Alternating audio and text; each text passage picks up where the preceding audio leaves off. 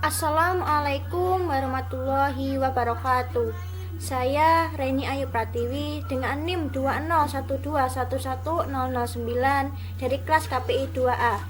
Di video ini saya akan menjelaskan rangkuman materi dari pertemuan awal hingga pertemuan akhir yang ada di Spotify dari Bapak Abraham Yaki. Nah, untuk materi yang pertama yaitu definisi dakwah.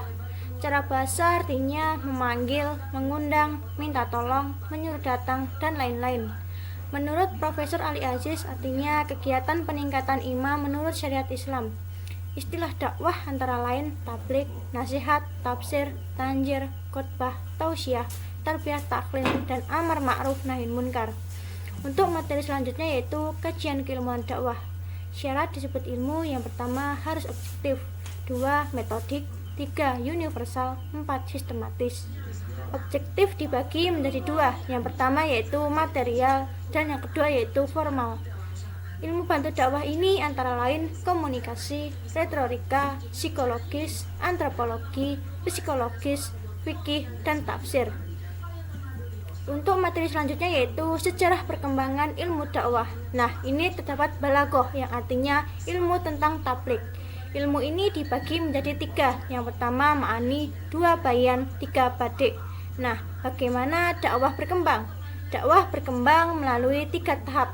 Tahap pertama yaitu tahap konvensional, tahap kedua yaitu tahap sistematis, dan tahap yang ketiga yaitu tahap ilmiah.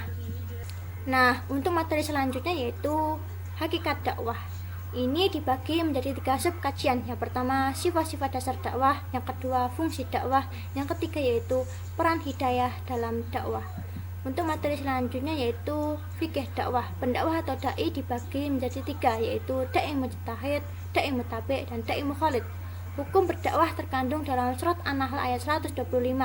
Hukum dakwah ada 2 yaitu fardu kifayah dan fardu ain. Untuk materi selanjutnya yaitu prinsip-prinsip dakwah. Menurut Profesor Ali Aziz, prinsip-prinsip dakwah sebagai berikut. Yang pertama, memikat hati sebelum menjelaskan. Yang kedua, memberi keteladanan sebelum berdakwah. Yang ketiga yaitu mengenalkan sebelum memberi beban. Yang keempat yaitu tidak membebankan. Yang kelima, tidak menyulitkan. Yang keenam yaitu masalah pokok sebelum hal kecil. Yang ketujuh yaitu membesarkan hati sebelum memberi ancaman. Yang kedelapan, memberi pemahaman bukan mendikte. Yang kesembilan yaitu mendidik bukan menelanjangi atau mencari-cari kesalahan. Yang kesepuluh yaitu muridnya guru bukan buku. Untuk materi selanjutnya yaitu pendakwah. Dalam buku halaman 218 Abdul Karim Yaidan mengutip Al-Bayanuni, persyaratan pendakwah yaitu pertama, memiliki keyakinan dalam apa yang didakwahkan. Kedua, bisa membaur dengan masyarakat.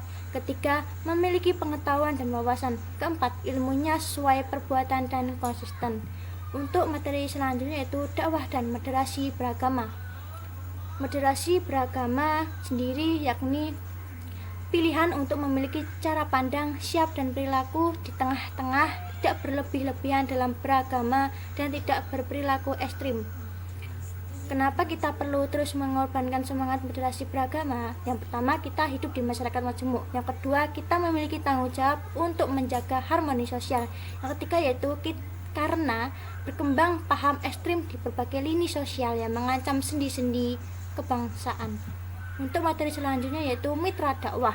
Mitra dakwah kata lain yaitu mat'u, audiens dakwah, pendengar, penyimak dakwah. Di dalam buku dibagi menjadi 2 yaitu perspektif teologis dan perspektif sosiologis. Prioritas mitra dakwah yakni keluarga, orang-orang yang sudah sepuh, pemimpin yang mempunyai kekuasaan, dan orang mukallaf. Untuk materi selanjutnya yaitu pesan dakwah. Asal-usul pesan dakwah ini yaitu ayat-ayat Al-Quran, hadis Nabi, pendapat para sahabat Nabi, penelitian ilmiah, kisah dan pengalaman teladan, berita dan peristiwa, karya sastra, dan karya seni. Untuk materi selanjutnya yaitu metode dakwah. Secara bahasa, metode yakni meta artinya melalui, hodos artinya jalan atau cara. Metode dakwah adalah cara-cara tertentu yang dilakukan oleh seorang dai kepada mat'u untuk mencapai suatu tujuan. Macam-macam metode dakwah yaitu hikmah, yang kedua yaitu mauizah hasanah, yang ketiga yaitu mujadalah. Untuk materi selanjutnya yaitu efek dakwah. Efek dakwah bisa dibilang sama seperti komunikasi. Dalam dakwah merubah sesuatu kebaikan ada tahap-tahap tertentu. Yang pertama yaitu tahap kognitif, yang kedua yaitu tahap efektif, yang ketiga yaitu tahap behavioral. Mungkin itu saja yang bisa saya sampaikan. Jika ada kesalahan dalam pengucapan saya mohon maaf sebesar-besarnya. Sekian dari saya. Wassalamualaikum warahmatullahi wabarakatuh.